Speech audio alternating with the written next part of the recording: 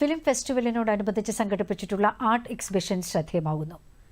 പ്രശസ്ത സംവിധായകനും ചലച്ചിത്ര അക്കാദമി മുൻ ചെയർമാനുമായ TK രാജീവ്കുമാർ ക്യൂറേറ്ററാകുന്ന പ്രദർശനത്തിൽ കലാസംവിധായകനും ചലച്ചിത്രകാരനുമായ റാസി മുഹമ്മദിന്റെ 50 ഡിജിറ്റൽ പെയിന്റിംഗുകളാണ് പ്രദർശിപ്പിക്കുന്നത്.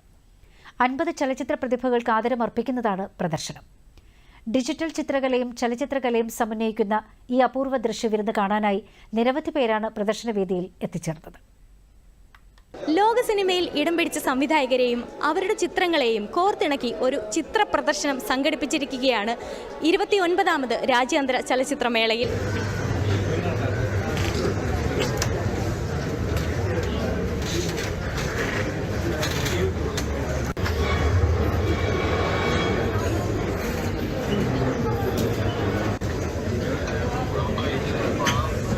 പടങ്ങൾ ശ്രദ്ധിച്ചിട്ടുണ്ടെങ്കിൽ നമ്മൾ അവരുടെ ഫേവറേറ്റ് ആയിട്ടുള്ള എലമെൻറ്റ്സ് ആണ് എല്ലാം ഉപയോഗിച്ചിരിക്കുന്നത്. അപ്പം ഓരോ ഡയറക്ടർമാർ നിങ്ങൾ ശ്രദ്ധിച്ചറിയാം, അവരുടെ ഫേവറേറ്റ് റെഡ് ആയിരിക്കാം, അല്ലെങ്കിൽ അവരുപയോഗിക്കുന്ന ഇമേജറികൾ ഡാർക്കാണോ ഗ്രേയിഷ് ആണോ.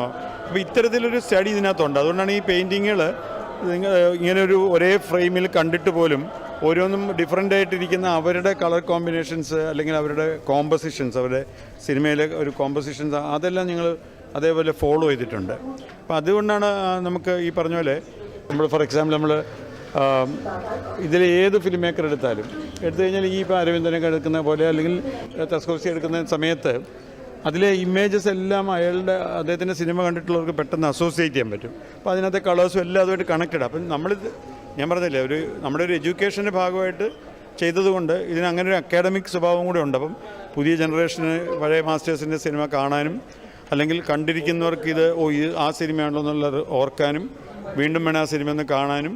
പിന്നെ ഫിലിം മേക്കിംഗ് ഒരു തരം നമ്മൾ വിചാരിക്കുന്ന ഒരു തമാശയല്ല, അതിനപ്പുറത്തൊരു ഫിലോസഫി, സ്പിരിച്വാലിറ്റി, ഒരു സോഷ്യൽ കമ്മിറ്റ്മെൻറ്റ്, ഐഡിയോളജി, പിന്നെ ഒരു സോഷ്യൽ അതാത് രാജ്യത്തെ ഒരു സോഷ്യൽ സിനാരിയോ, ഇതെല്ലാം ഡെപ്പിക്റ്റ് ചെയ്യുന്നവരാണ് ഈ മാസ്റ്റേഴ്സ്. അതുകൊണ്ടാണ് നമ്മൾ വീണ്ടും വീണ്ടും അവരുടെ സിനിമ കാണുകയും അത് കാലാകാലങ്ങളിൽ അത് റീഇൻറ്റർപ്രറ്റ് ചെയ്യപ്പെടുന്നതും അതുകൊണ്ടാണ്. സിനിമ എന്ന് പറയുന്ന മീഡിയം ശരിക്കും ഈ ടെക്നോളജിയുടെ ഡെവലപ്മെൻറ്റ് കൊണ്ട് അല്ലെങ്കിൽ അതിൻ്റെ സന്തതിയായിട്ട് ഉള്ള ഒരു മീഡിയമാണ് ശരിക്കും. അപ്പം ഈ ടെക്നോളജിയുടെ ഏരിയക്കകത്ത് ഉണ്ടായിട്ടുള്ള ഏത് തരത്തിലുള്ള അഡ്വാൻസിങ് ആയിട്ടുള്ള സംഗതികളും അതിൻ്റെ സംഭവങ്ങളെല്ലാം തന്നെ ആദ്യം അഡാപ്റ്റ് ചെയ്തിട്ടുള്ളതും സിനിമ തന്നെയാണ്.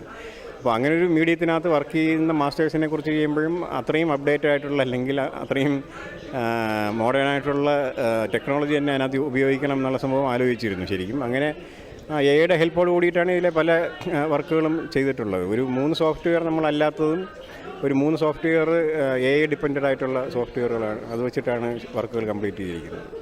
തുറന്നു പറയുമെങ്കിൽ ലോക സിനിമയെ നമ്മുടെ ഏറ്റവും ഇഷ്ടപ്പെട്ട സിനിമ എന്ത് എന്ന് നമ്മൾ ബേസിക് എന്താണ് എന്നുള്ളത് അറിയണമെങ്കിൽ ആദ്യം ഇവരെയൊക്കെ തന്നെ ഈ കഥാപരിസരങ്ങളോട് ചേർത്ത് ഇതിൻ്റെ ഡയറക്ടേഴ്സിനെയും അല്ലെങ്കിൽ ഇതിൻ്റെ ക്രിയേറ്റേഴ്സിനെയൊക്കെ വെച്ച് ചെയ്തിരിക്കുന്ന പരിപാടി ഗംഭീര പരിപാടി. എനിക്ക് തോന്നുന്നു IFFKയിലെ ഏറ്റവും ഒരു വലിയൊരു മികച്ചൊരു സ്റ്റാളാണിത്. ഇത് എല്ലാവരും കാണണം. പ്രമേയത്തിലെ തിരഞ്ഞെടുപ്പും അവതരണത്തിലെ പ്രത്യേകതയും കൊണ്ട് ചലച്ചിത്ര പ്രേമികളുടെ മനസ്സിൽ ഇടം പിടിച്ചിരിക്കുകയാണ് ഈ സ്റ്റോള്.